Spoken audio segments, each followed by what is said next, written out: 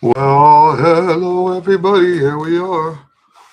275. This is number 275, where we talk about your questions for trumpet and music in general. Wait.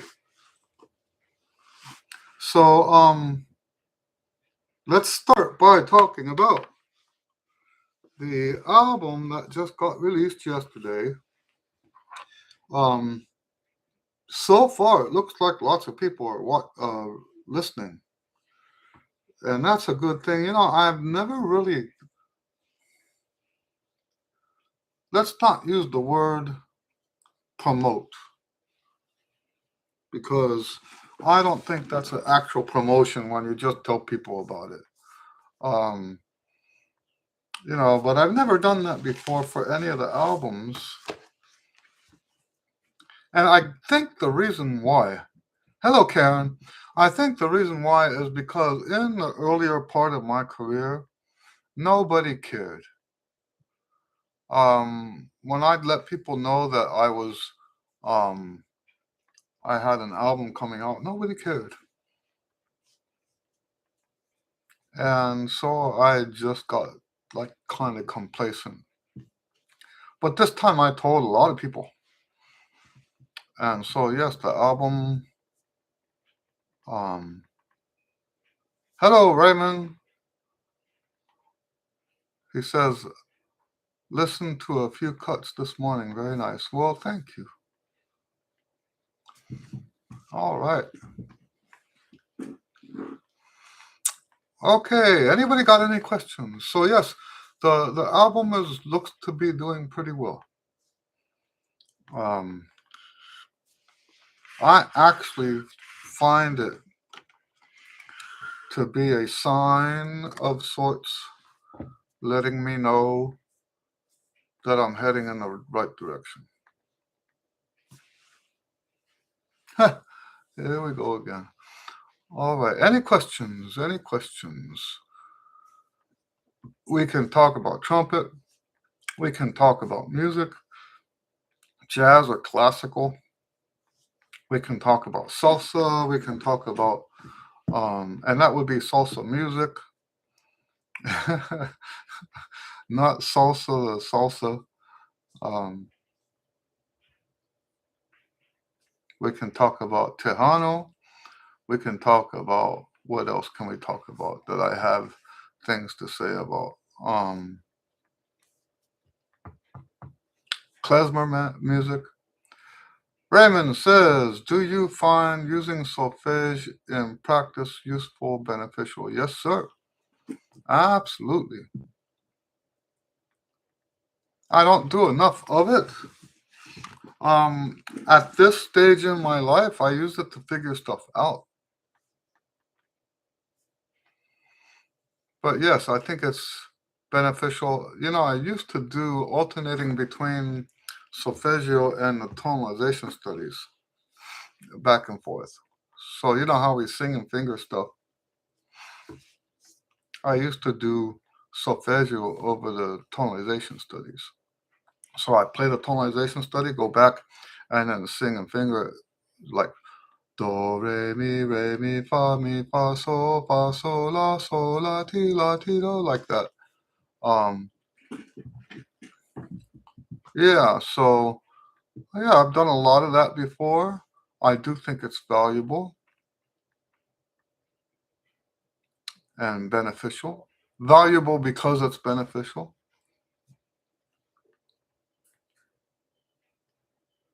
Any other questions?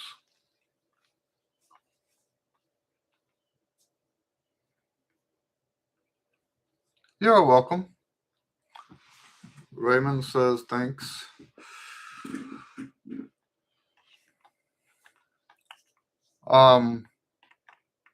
I do the same stuff with solfeggio that I do with the tonalization studies and all that stuff. I start with the expansion studies. So you go do, re, mi, re, do, re, mi, fa, mi, re, do. And we do repetitions of each one of those.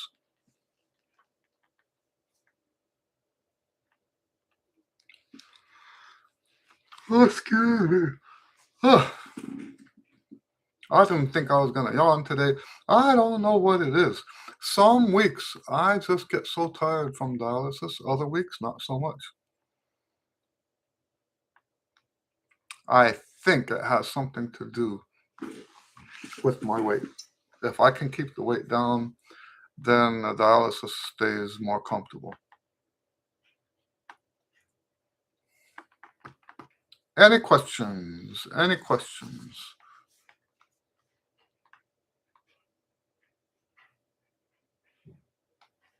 Any questions? What else do I have to tell you? Today in dialysis. Oh, here we go. You inspired me to prepare a week practice routine, documenting results based on your one range book. Woohoo! Thanks for your podcast. You're welcome. You're welcome. Yeah. And yeah, so that that concept in the one range book, if you can do it yourself, that's the best way to do it. It really is. If you can design your own routine based on those concepts, then you've got something um, really special, right?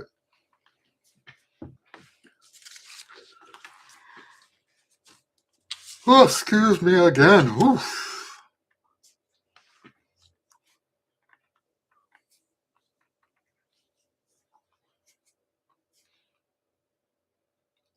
Yeah. Oh, I missed a question from Karen. Our band had a meeting last night, and the director decided he could not work with the board and left. Oh, no. Well, I wish him well, but now we can move forward. Just had to share. Oh, man. I call that band drama, right? And you know what? My favorite bands are the ones that don't have drama. And usually, when a band doesn't have drama, it's because of the leader, not because of the band members. When there's a band with no drama, it's because the leader has made that a priority. And what I'm thinking of right now is a band that I still work with today, even though I've been hinting lately about a career change. I won't stop playing with that band because there's no drama. Not that I'm trying to avoid band drama, as a career change. Those two things don't go together. I'm not saying that. Uh, but it just happens that the band that I work with that has the lowest stage volume is also the same band that has the lowest band drama. And it's because the leader will put his foot down. And if you want to cause drama in his band, you're gone. He won't keep you in the band. You're fired. I know it's a little bit different for the community bands because everything's volunteer and stuff like that. I'll tell you what, if I was a community band director, I wouldn't think twice about firing people. If they're going to cause problems in the band, I would fire them. I would tell them, yeah, you don't need to come back. I would be one of those guys that wanted to keep the culture of the band, keep the low drama, all that stuff. I would want to keep that. And if someone was threatening that, I would have them removed. Karen says, I had gum surgery Tuesday and can't play for a while, but this is a pretty quiet time of the year. My other band doesn't have drama, the fun band. There you go. Fun band is always nice, huh? Actually, I think you guys have heard me talk about this before. Um, I enjoy a very serious band. I do. I enjoy. So let me tell you, like, just to give you an example, I played with an orchestra one time, and the very first rehearsal, the conductor stopped the rehearsal, told me, "Mr. Lewis, we don't talk in my band." And I recognized what he was doing right away because I grew up with that. I appreciate a leader that knows what he wants.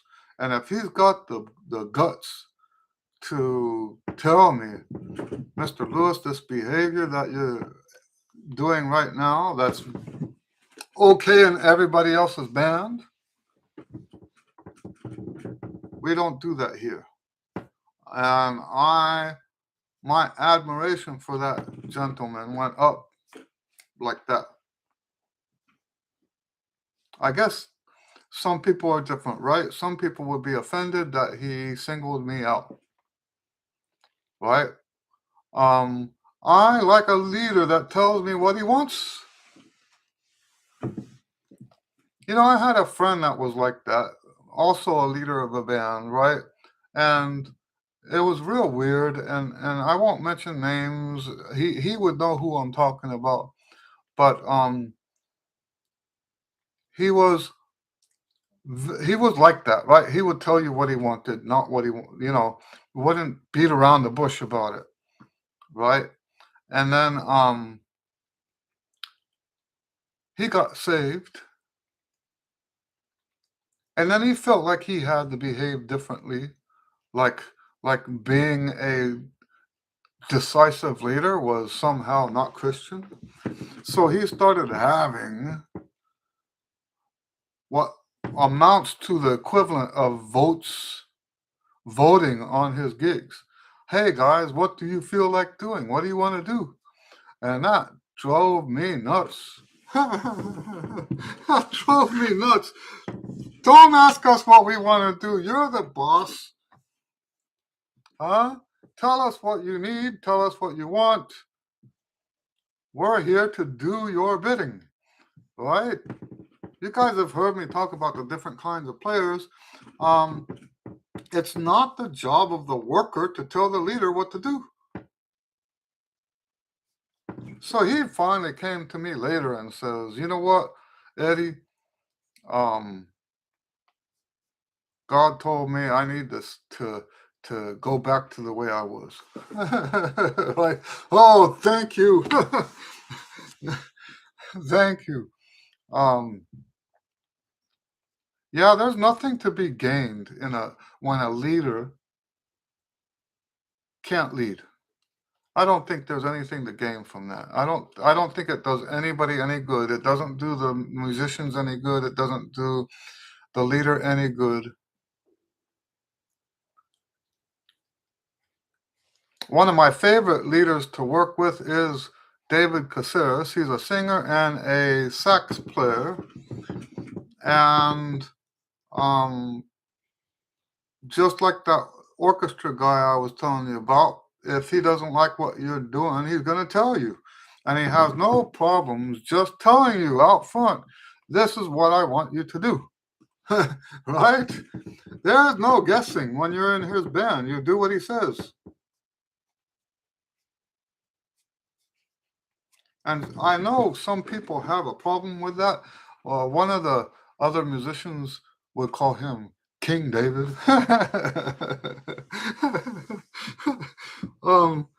But hey, I'm telling you, I prefer that. I actually do prefer that. I don't need the leaders to be nice to me.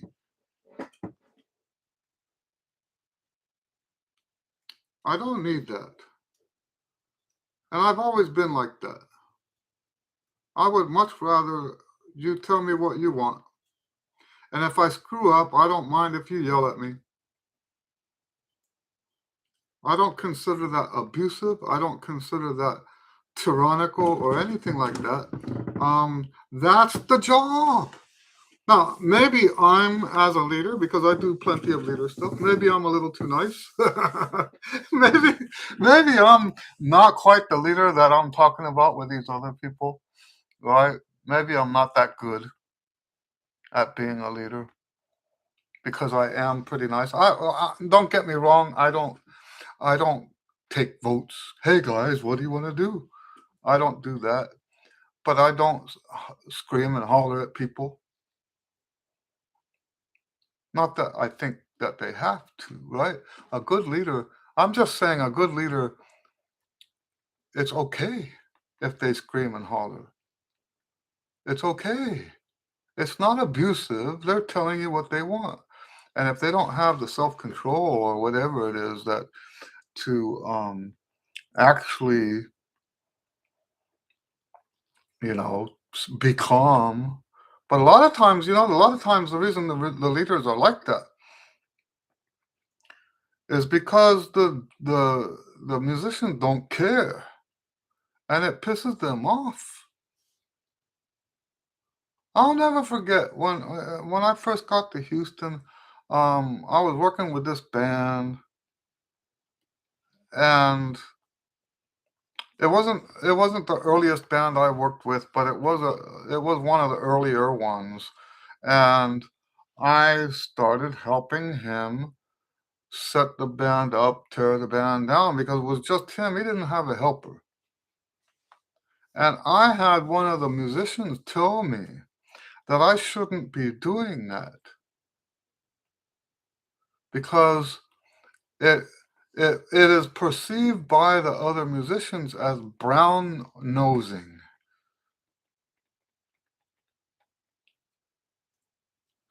In other words, kissing their butt. And that wasn't it at all. I was helping because I wanted to help. The guy had nobody to help him.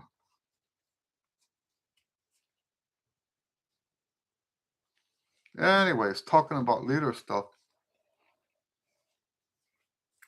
I started a new series this week. Um, Basically band anecdotes, stories from my career. And it's because I don't think I'm going to be taking as many gigs. I have a complete change of direction that I'm working on right now. And I don't want to play the way I used to play. I don't want to do the stuff I used to do. However, the career I've had over the last 30 years has been marvelous. 30 years? Is it 30 or 40? We're creeping up on 40 since I got here to Houston. I had gigs before that, but I don't consider my career to have started until I got here. So anyway, yeah, I'm gonna start putting out videos. I want to try to make them short so that they're not so time consuming for me and for you. Um, but yeah, I want to tell the better stories that I've had in my past with these great musicians. The reason I'm thinking about this now is because of talking about the leaders. I've worked for some absolutely wonderful leaders with some great bands. And they're all different, right? They all have their own different style. Um, the first leader I worked with here in Houston was a guy named Alfonso. I don't remember his last name. And for some reason, they call him Poncho, which I thought Poncho was short for Paul.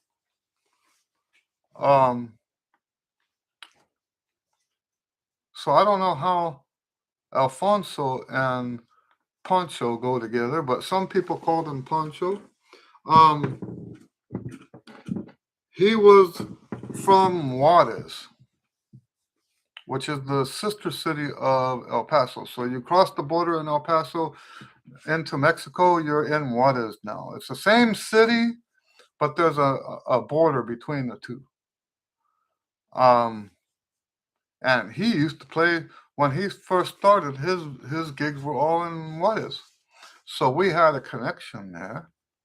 Um, the biggest connection there was our preference for food. I told him I couldn't find any Mexican food in Houston that was like what I used to eat in El Paso. And he says, "No, you come with me. I'll show you where." And he took me places that where they have, I guess it's called Chihuahua style, but you don't hear that, right? You don't hear people say here.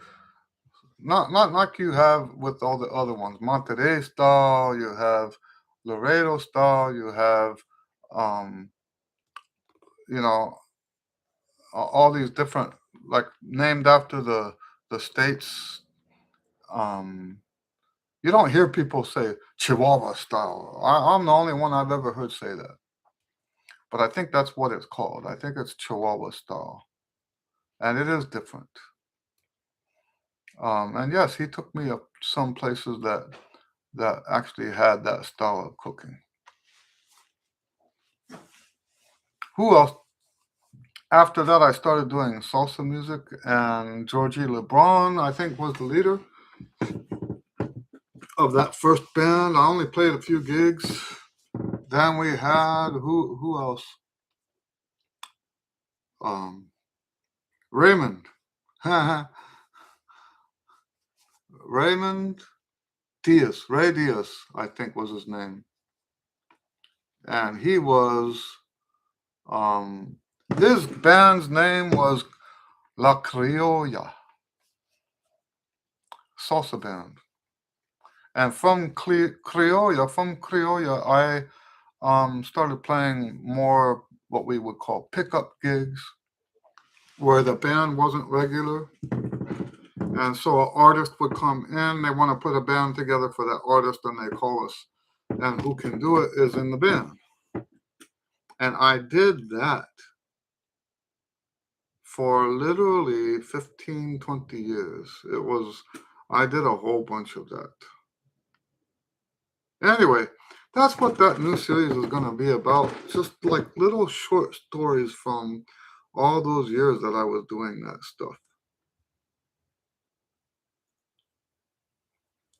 So if you see, I might have to come up with a better name for the series, because anecdotes sounds a little bit too, like, not interesting, right? You got to take that kind of stuff into account. I don't want to do clickbait, but I also don't want to repel people either. I had to change the name of my priorities, right? I even wrote in the book.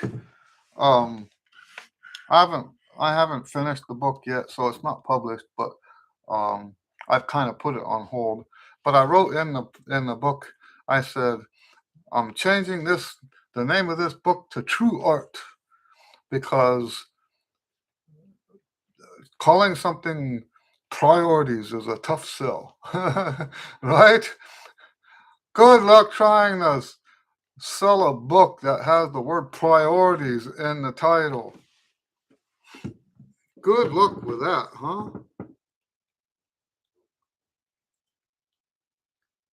So yeah, I changed. It's not wholesome priorities anymore. It's true art. True art. People would happily buy a book that called True Art, wouldn't they? Would you guys buy a book called True Art?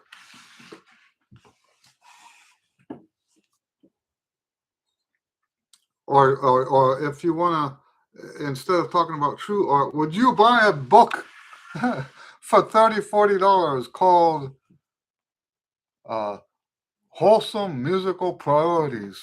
Oh, and the word wholesome, I think, also puts people off. Wholesome priorities. Are you gonna buy that book, or are you gonna buy a book called True Art?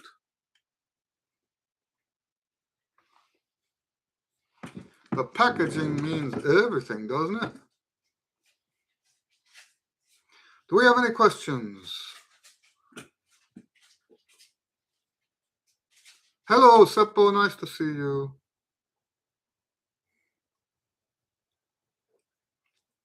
Any questions today? I don't mind quitting early if we have to because I have a date. Gonna take my wife out to eat. We don't normally do that on a Friday, but here we go.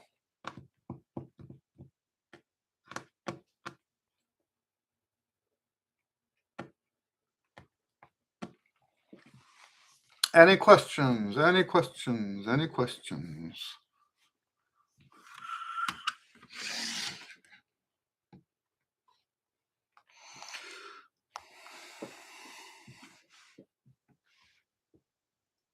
You know, I kind of stopped looking at the website for questions because nobody's been asking on the website.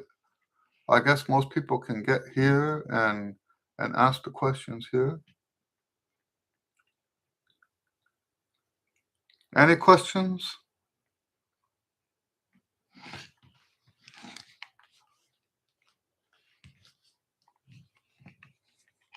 Here's one from Karen. Only if I knew the author. Also, musical priorities only because it mentioned music. True musical art. Yeah, it's gonna. Well, actually, I don't think I need the word music in there. I will take advantage of having a subtitle, but I think the title is going to be True Art, and then maybe the word music can be in the subtitle. Kevin says, Mr. Lewis, what is the way to get your album that will be most helpful to you? Most helpful to me is to buy it on at Tiger Music. I'll get more than double on Tiger Music, even with the current sale. Let me see how long the sale lasts. Oops, that's not where I wanted to go. Why is that happening? Oh, it's the wrong browser.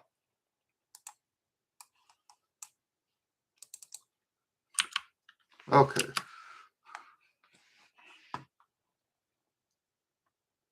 So let me put the link.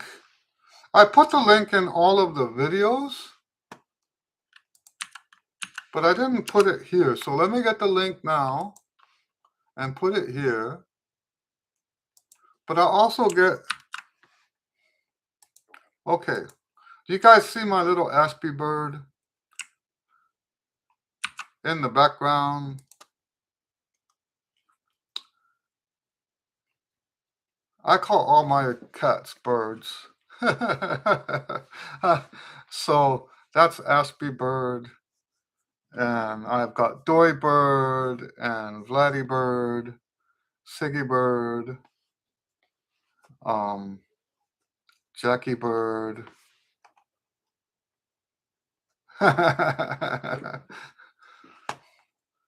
All right, let me look on Tiger Music.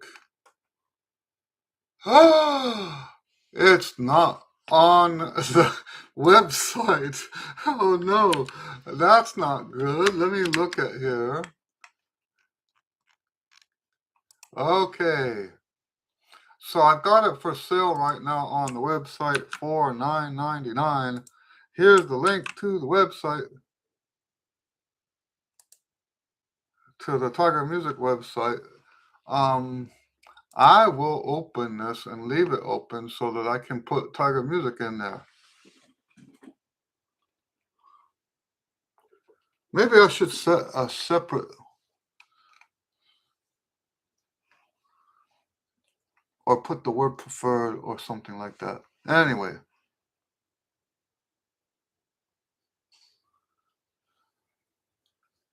So yes, the Tiger Music store website is our website. We manage that website.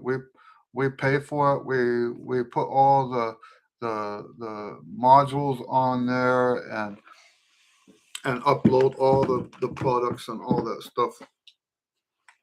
And so because of that, the only money we don't get is what would amount to the equivalent of a credit card fee. Like every store everywhere else has that. So but if you go to like Amazon or iTunes where you download the MP3s, we'll probably get about $4 or $5 from that purchase. Now, my brother told me he got it from Amazon and did the buying the download, um, and that's second best. That's second best because it's at least better than a fraction of a penny, right? So, yes. And then for streaming, I think the best streaming, I think, is Amazon, if I'm not mistaken. I think when you stream on Amazon, I get something like 2 or 3 cents. Now imagine 2 or 3 cents. You say, "Wow, that's terrible." Well, it's a lot better than 0.0001 cent, which you get from most of the other streaming. So yeah, it's a very strange world, isn't it?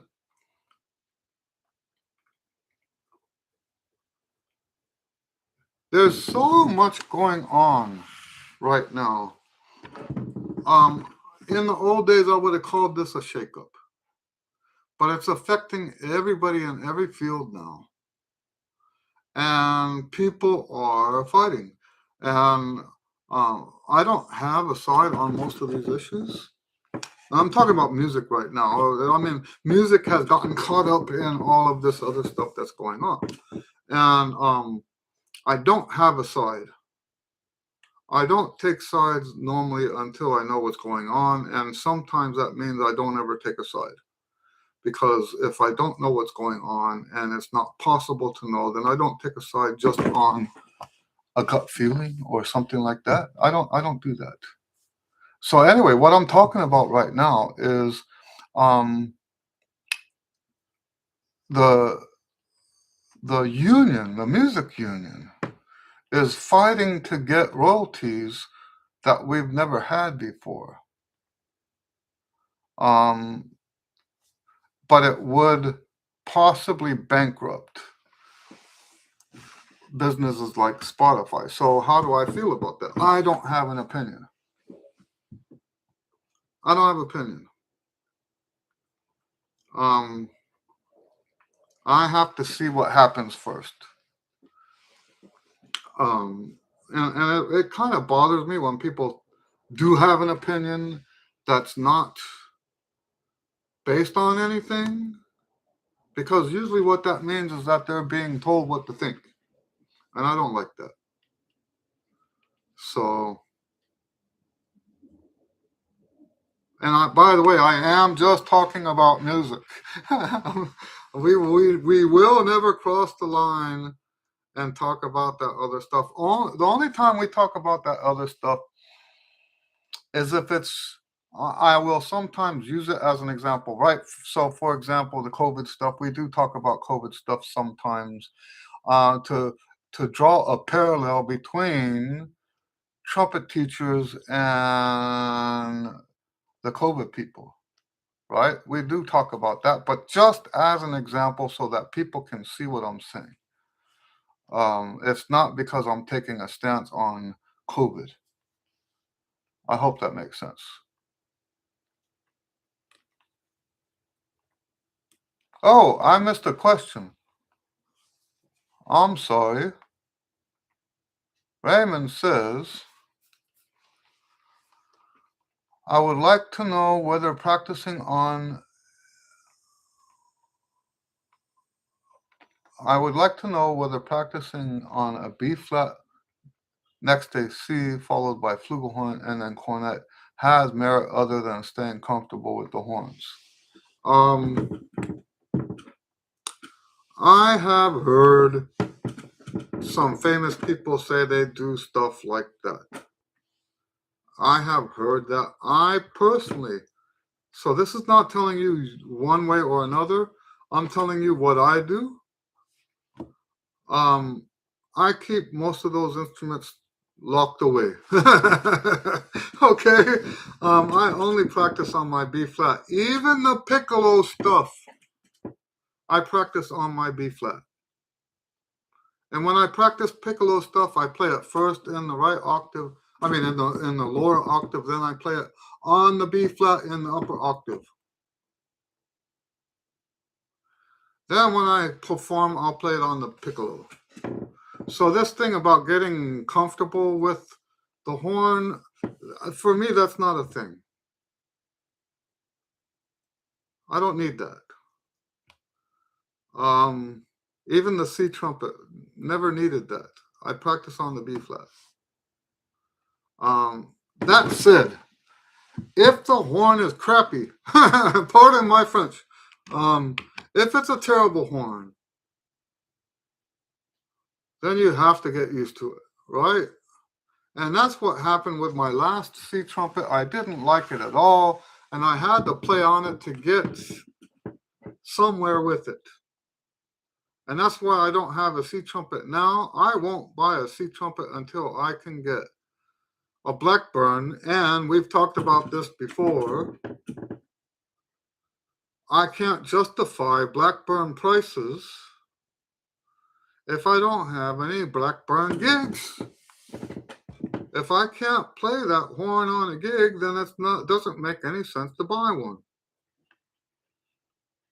And what do I get? Like 2 or 3 classical gigs that would have been nice to have a Blackburn on, a C trumpet. That's not. Yeah, maybe I would play it more often if I had it, but no. But I won't buy a C trumpet again until I can get a Blackburn.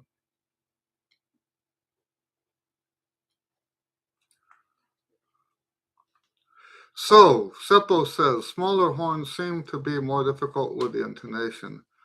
Have I experienced that myself? Yes.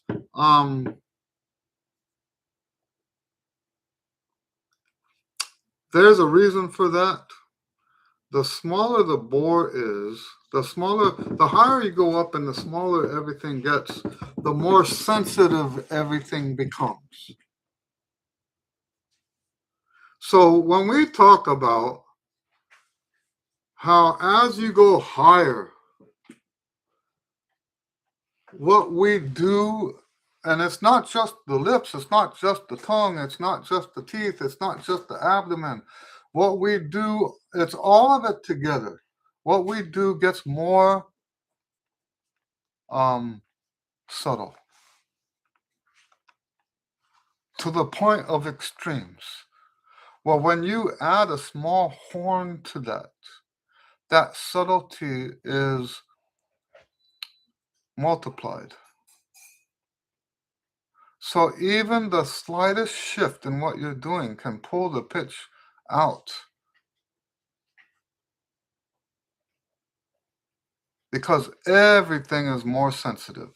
The horn itself is now more sensitive to those changes.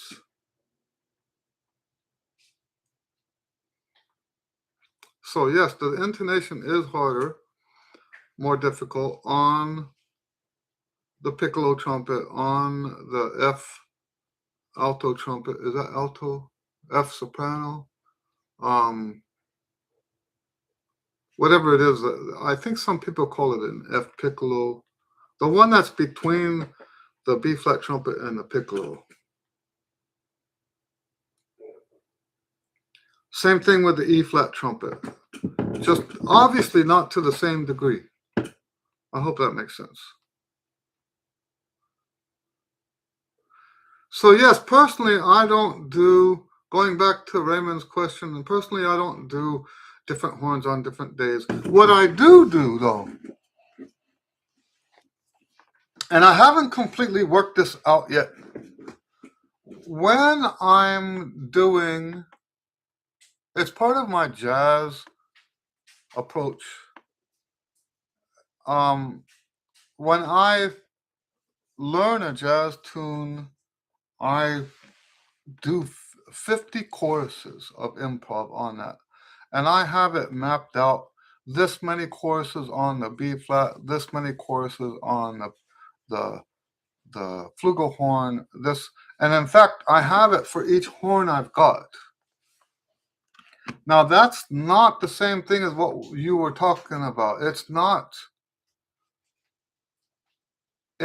for the purpose of being comfortable. It's for the purpose of improvising appropriately for that instrument. I even do the piccolo trumpet on that.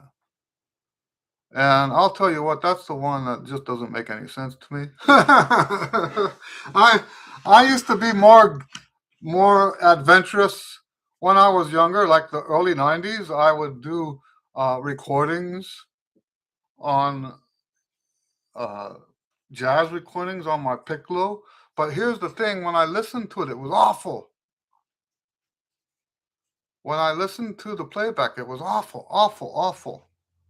And I just stopped doing it because uh, but I'm making myself do it when I'm practicing a tune.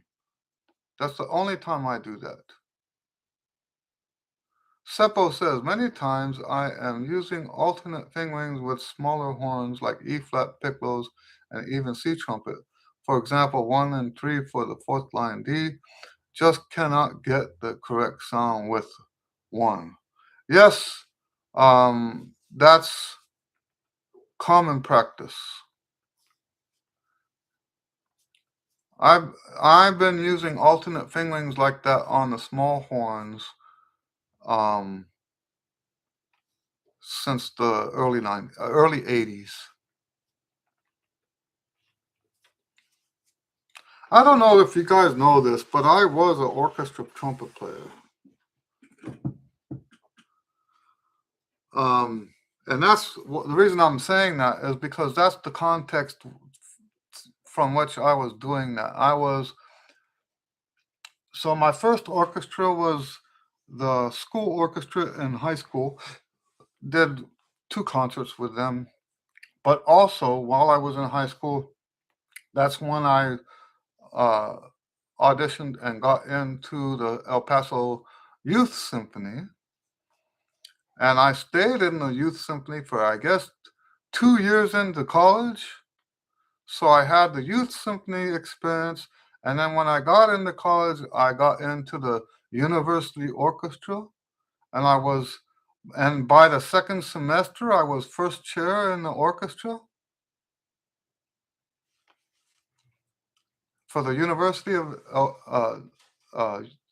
Texas at El Paso.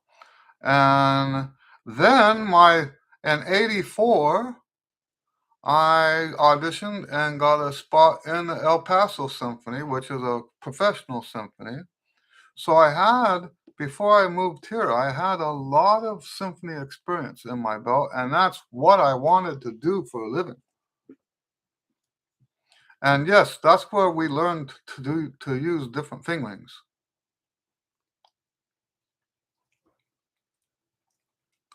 Kevin says, Mr. Lewis, do you try to practice when you are sick? I woke up with a bad cold Tuesday morning and breathing with my nose is an issue, so I haven't played since Monday. Um, it really depends on the context. I do usually try to practice when I'm sick. I am a firm believer that the more we face adversity head on, I'm talking trumpet here. It's probably true in a whole bunch of other ways too, but I'm talking about trumpet here. When we face adversity head on, we are prepared for adversity when it matters in the performance. Let me give you an example of the kind of stuff that I used to do when I was still running. I had different running days, and always my longest day for running was on Tuesday, which is not a coincidence because that's also the day I would practice longest and also the day I would do my hardest routine. But if I started the routine after a 12-mile run, I could barely hold the trumpet up. And you could say, well, why didn't you alternate the days? Because I wanted that. I wanted to be so weak that I couldn't hold the trumpet up properly, but I would make myself hold it up properly anyway with the shaking and um and I would do my best to get the best sound I could get, do my best to get the right breathing, to get all the high notes, to all of that stuff. I wanted to play just as well when my body was completely depleted of any energy at all. And I'm going to tell you, this has paid itself off in dividends over and over and over and over again in my career. There have been so many times when other people, if they felt as bad as I did, I've given you guys some of the stories about some of my teeth, how one of my teeth, I think I told you, one of the teeth broke in half. And every time I let air go over there, it would push on the nerve. And I had 12 gigs that week. I couldn't just go to the dentist and cancel all those gigs. So yes, there are times, and if it was me that my nose was clogged up, I'd breathe through my mouth. So the thing about breathing through your nose, that's, if you can't breathe through your nose, don't do that. Okay? So we want to, I don't mind things being like rules, right? I don't mind that. Sometimes the rules thing is okay. But we need to be aware of when the rules don't apply. So yes, I am always trying to practice during adverse conditions. Always. And the only time I wouldn't do that is if I'm really, really sick, you know. Um, but if I'm just feeling bad, like a cold, if it's just a cold, I'm not taking time off for that. Okay. Um, anyway, Karen says, I'm helping a friend sell some trumpets. How do you suggest getting slides unstuck? You know, okay, let me tell you what I do, but the older I get, the more conservative I get with that kind of stuff. So I will take what would I take? So you can do a regular rag, right?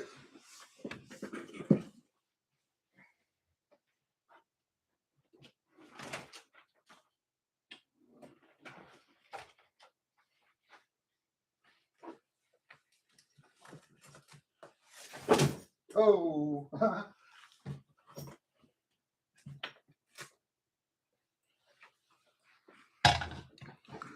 So if it's the main tuning slide, you can take a rag, put it through the slide,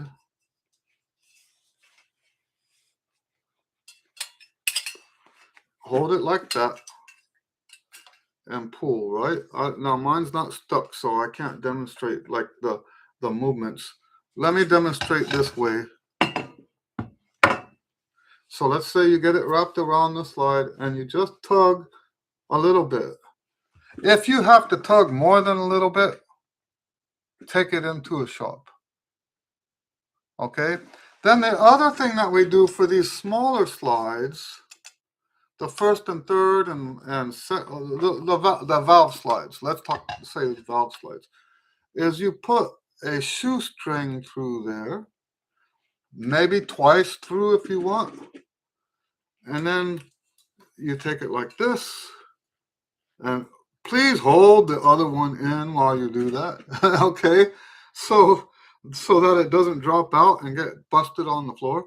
So you put the shoestring through, and same thing, you tug like that until it comes out. If it doesn't come out that way, don't mess with it. Take it into the shop.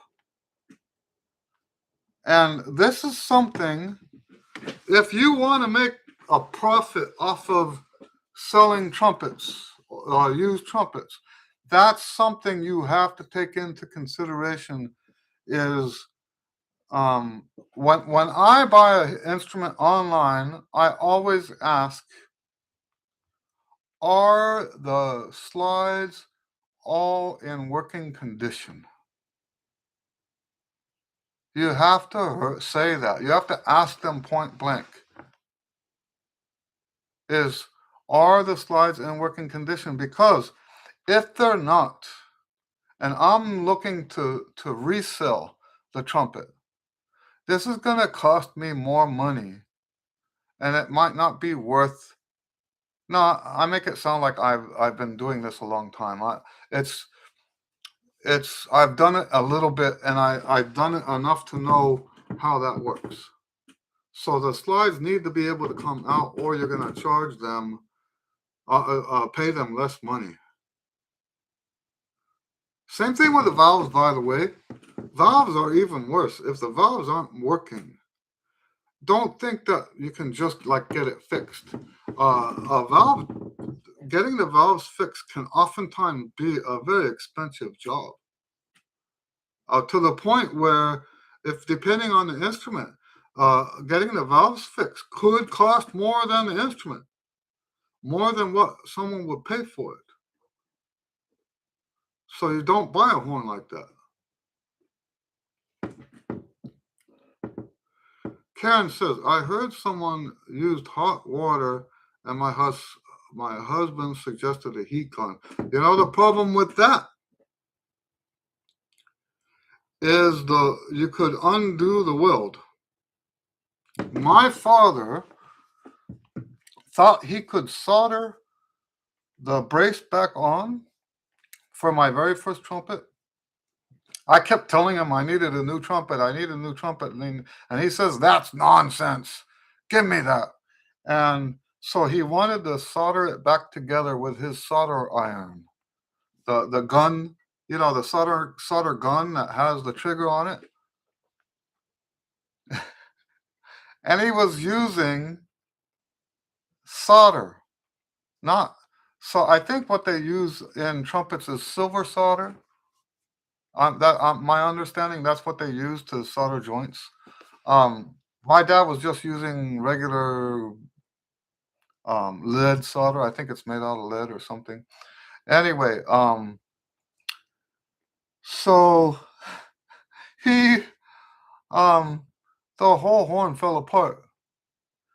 When they do that stuff at the shop, they have what they call heat sinks. They look like clamps. They put clamp here, clamp there, so that the heat can't go farther. And my dad didn't know anything about that. So when he did that, it was like, yay, I get a new trumpet, because the whole trumpet fell apart. And that's when I got my first professional trumpet. I got a Holton, MF Holton, what was it called? I forgot the name of it. That was my first trumpet. It was terrible. It was terrible. And you know what? I I didn't know anything about buying an yes, MF horn. Um, I didn't know anything about buying instruments back then, and I let my teacher at the time hornswoggle us into getting a Holton when everybody else was getting Bucks. And that horn was awful. It was awful. I ended up getting a Buck my senior year in high school. All right, what am I? Where am I? Yes, don't use a heat gun on your trumpet. Don't do it. All right. Um, if the slides are stubborn, it's best to take it in. I'm sorry. I wish I had better advice than that, but it's there's so much damage you can do. Kevin says most of the parts are soldered on. Extreme heat can unsolder stuff. That's correct.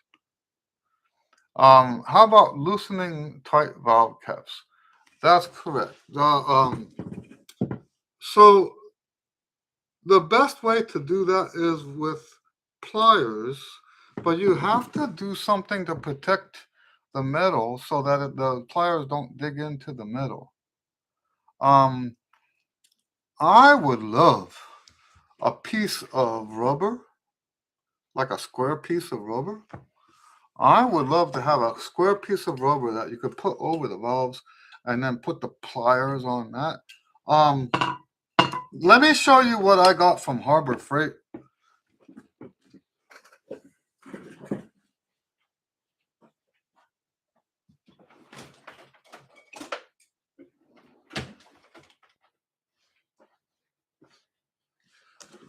I got two pairs of these.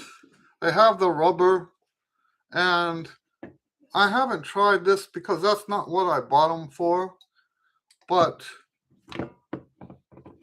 you can get something like this and do it that way. Just be careful because, like, look, I just scratched my trumpet. So, but yes, you can have something like that. But what I've always done is to put a rag over the valve and get a pair of pliers. This wouldn't be the best one, but get a pair of pliers and do that. And that way, now your rag had better be a good rag because sometimes the pliers can go through and rip up the horn anyway. So we don't want that.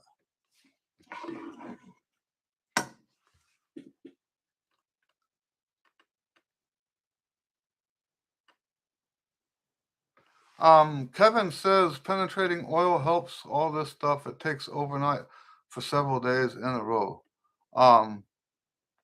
Okay, so the bottom cap is a little easier to do. Karen says the bottom valve cap is what she meant. This same approach, put the rag over. If it's really stuck, double the rag up. Double the rag up and then put it over like that. Okay? And there's nothing wrong with using pliers as long as you take care not to ruin the metal. So I have mixed feelings about the penetrating oil. Yes, you can do that if you're trying to save money. And I'm sure that the people at the shop, they probably use it.